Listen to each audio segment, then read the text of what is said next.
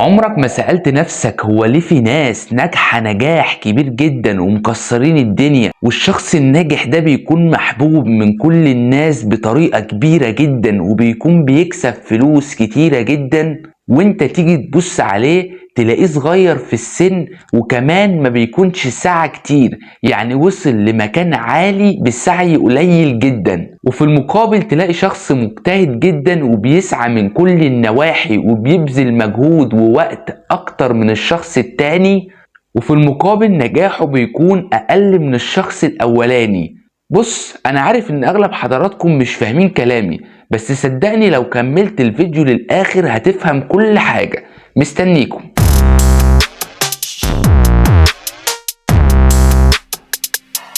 اهلا بيك، معاكم عبد الرحمن ابراهيم، والقناة دي بتساعدك تعرف اسرار واساسيات القبول في المنح، وده الفيديو الخاص باسرار النجاح في الحياة.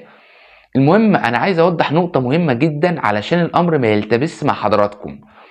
لو خدت بالك انا قلت في المقدمة ان الشخصين بيسعوا وبيحاولوا يغيروا من نفسهم، ولكن واحد بينجح نجاح كبير جدا بمجهود قليل، والشخص التاني بينجح نجاح قليل جدا بمجهود كبير. انت كده معايا على نفس السطر صح؟ النقطة بقى انهم الاتنين بيسعوا وبيحاولوا يغيروا من نفسهم، ولكن واحد بينجح نجاح كبير جدا بمجهود قليل، والتاني بينجح نجاح قليل جدا بمجهود كبير. فخد بالك كلامي النهاردة عن الفرق ما بين ده، ولكن الاتنين بيسعوا. مش كلامي عن الشخص اللي نايم وحاطط ايديه على خده وبيقول عايز انجح، لا، الاتنين الشخصين بيسعوا، ولكن واحد بينجح نجاح كبير جدا بمجهود قليل، والتاني بينجح نجاح قليل جدا بمجهود كبير. فمش عايزين رغي كتير ونخش في الموضوع. احنا ان شاء الله النهاردة هنتكلم عن 3 محاور اساسية في الحلقة دي. اول حاجة معانا وهي الانفاق وعدم البخل. وعلشان البعض ما يفهمنيش غلط، انا مش قصدي بالانفاق هنا يعني المال فقط، لا، طبعا المال معانا في الموضوع، ولكن انا قصدي بالانفاق هنا انفق باي شيء انت تقدر عليه. ساعد شخص ولو بمعلومة، ولو بنصيحة. لو لقيت حد محتاج لك او مزنوق في اي حاجة ساعده، حتى ولو بجنيه واحد، حتى لو بابتسامة واحدة. وفي قصة تحفة جدا سمعتها قريب هحكيها لك واتمنى تفهم منها العبرة. كان في واحد ومراته زمان كانوا فقراء جدا، رغيف العيش ما كانش معاهم، حتة كده من رغيف العيش ما كانش معاهم. كانوا فقراء لدرجة ان هم ما عندهمش حتة عيش في بيتهم، فقراء جدا جدا. القصة دي كانت على ايام سيدنا موسى. فالاتنين دول الراجل ومراته دول راحوا لسيدنا موسى. هي الراجل قال لمراته ما تيجي نروح لسيدنا موسى ونقول له يدعي لنا ربنا، بما انه كليم الله وهو بيكلم ربنا، نروح نقول له يدعي لنا ويكلم ربنا ان ربنا يخلينا اغنياء. فالراجل ومراته دول راحوا لسيدنا موسى وحكوا له قصتهم وطلبوا منه انه يدعي لهم عند ربنا انهم يبقوا اغنياء ومعاهم رزق وكده يعني. فسيدنا موسى قال لهم ماشي ودعا لهم وكلم ربنا. فربنا قال له انا هخلي الناس دول اغنياء سنة واحدة بس. فسيدنا موسى راح قال لهم انا كلمت ربنا ودعيت لكم، وربنا قال لي انه هيخليكم اغنياء لمده سنه واحده بس. فالمهم السنه بدات، الناس دول بقوا اغنياء، بقوا من اغنياء القريه دي. اول ما تسمع اسمهم او ما يجي سيرتهم في اي حته يقول لك ده الراجل ده ومراته بقوا من اغنى اغنياء الناس في الوقت ده، والقريه بتاعتهم يعني بالذات. فالمهم الايام بقت تعدي يوم ورا التاني. فالست قالت لجوزها ايه رأيك نعمل خير لأهل البلد علشان هي كلها سنة وربنا يفقرنا تاني زي ما كنا، فنعمل خير لأهل البلد يكون الخير ده معاهم مدى حياتهم، علشان لما ربنا يفقرنا وياخد مننا الفلوس دي والرزق ده يفتكرونا بحاجة حلوة، يفتكرونا بجميلة، ويفتكروا اللي احنا ما نسيناهمش لما كان معانا فلوس. يعني حاجة كده نكون عملناها في الناس لما ربنا كان كرمنا وربنا يشيلها لنا يعني. فالمهم فضلوا يفكروا نعمل ايه نعمل ايه، فضلوا يقترحوا على بعض لغاية ما الست قالت له رأيك نيجي نبني بيت كبير جدا، البيت ده يكون كبير كبير نلم فيه كل الناس يعني كل الناس اللي ما عندهاش بيت تيجي تقعد فيه، نجيب لهم فيه اكل ويعيشوا فيه، يكون مأوى. يعني هم اي حد مش عنده بيت يجي يقعد فيه، الناس مش معاها فلوس تيجي يقعد فيه يلاقوا فيه اكل بقى وشرب ونوم وكل حاجة، كأنه بيت متكامل يلم كل الناس اللي مش عندهم بيت ولا فلوس. قال لها ماشي الفكرة دي حلوة.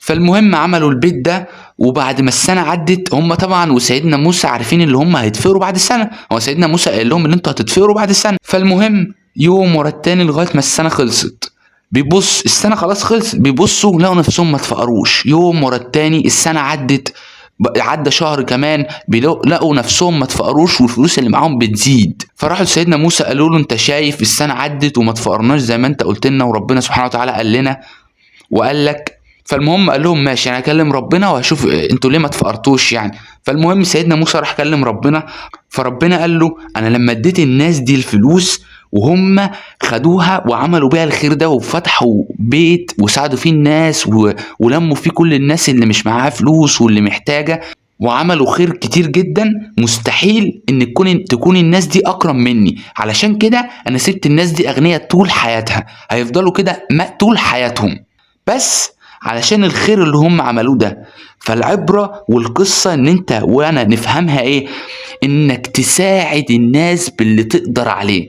شوف، لو قسما بالله اخر جنيه في جيبك وواحد محتاجه وانت شايف ان هو محتاجه، ساعده بيه، ربنا يديلك بداله 1000 و2000 و100 ألف كمان. مستحيل مستحيل يكون شخص او حد بيساعد الناس وربنا ابدا ابدا يخذله، ولو شاف يوم وحش هيشوف قدامه 10 حلوين. اتمنى تكون فهمت العبرة من القصة. فانت انفق باي حاجة انت تمتلكها حتى ولو كانت ابتسامة زي ما قلت لك، انفق باللي معاك، ربنا مش عايز منك اكتر من كده، وانتظر الفرج ولو بعد حين. وافتكر الجملة دي، ساعد تساعد. بالنسبة لتاني محور معانا وهو طاعة الوالدين. طبعا انت مش محتاج نشرح لك قصة علشان تفهم ولا اقول لك دليل، انت طبعا عارف الدليل وعارف قصدي انا اقصد ايه. ولكن والله ثم والله انت لو ابوك وامك راضيين عنك، صدقني انت هتكون انجح الناجحين، هتكون شخص متفوق. مش ناجح، خد بالك في فرق ما بين ناجح ومتفوق، لا، انت هتبقى شخص متفوق وانت عارف الدليل وعارف انا اقصد ايه.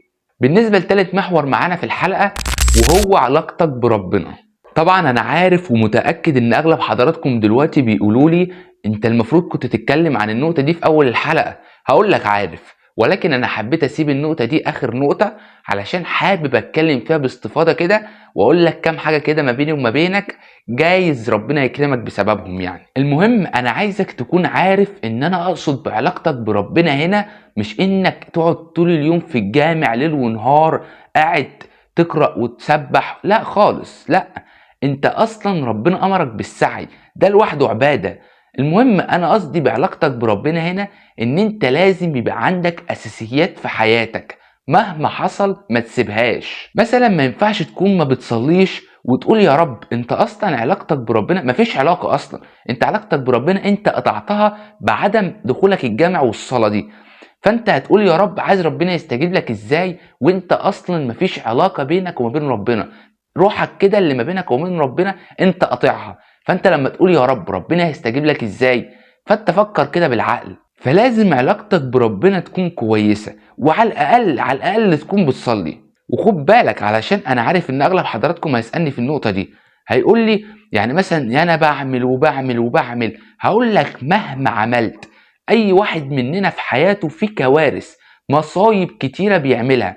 مش معنى كده تقول ان انا لا مش هصلي بقى، لا يعني خلاص بقى اللي انا عملته ده الصلاة ملهاش لازمة، لا مفيش حاجة اسمها كده. ده انت كفاية لما انت بتتوضى كل الذنوب اللي انت عملتها بتقع منك، ده دي رحمة من ربنا، ده لوحده كفاية اصلا يخليك مهما عملت انك ما تسيبش الصلاة. اعمل اللي تعمله، ان شاء الله تكون بتعمل اللي مفيش بني ادم يتخيله، بس برضو ما تسيبش الصلاة. اي واحد مننا في حياته في كوارث، في حاجات، يعني انا مثلا في حياتي في حاجات انت ما تتخيلهاش، بس ما ينفعش تيجي مثلا اذان ياذن او الصلاه اقول مش هخش اصلي، لا انا بقى في حياتي حاجات كتيره وحشه الصلاه ملهاش لازمه، لا طبعا مفيش حاجه اسمها الكلام ده. فانت حاول تقرب من ربنا على قد ما تقدر. شوف، تدعي ربنا مثلا في الوقت اللي بيستجيب فيه الدعاء. وهقول لك على حاجه، انك لو عملتها قسما بالله الحاجه اللي انت عايزها دي اللي هتاخدها بنسبه 100%. اول ما تعوز حاجه من ربنا او اي حاجه تحصل لك في حياتك ايا كانت ايه، او اي حاجه نفسك فيها، قوم اتوضى وصلي ركعتين وقول يا رب. وقسما بالله ان اللي انت عايزه ده، او الحاجة اللي انت عايزة تحصل دي لا هتحصل، واحسن من اللي انت تتخيله كمان. وجرب وقولي. واخيرا انا عارف ان الفيديو كان قصير، بس صدقني الكلام اللي في الفيديو ده انت لو عملت بيه لا هتشوف تغيير في حياتك انت اصلا ما كنتش تتخيله. اي حد من حضراتكم عنده اي استفسار يكتبولي في التعليقات، وانتظرونا ان شاء الله في فيديوهات جاية كتيرة. وسلام.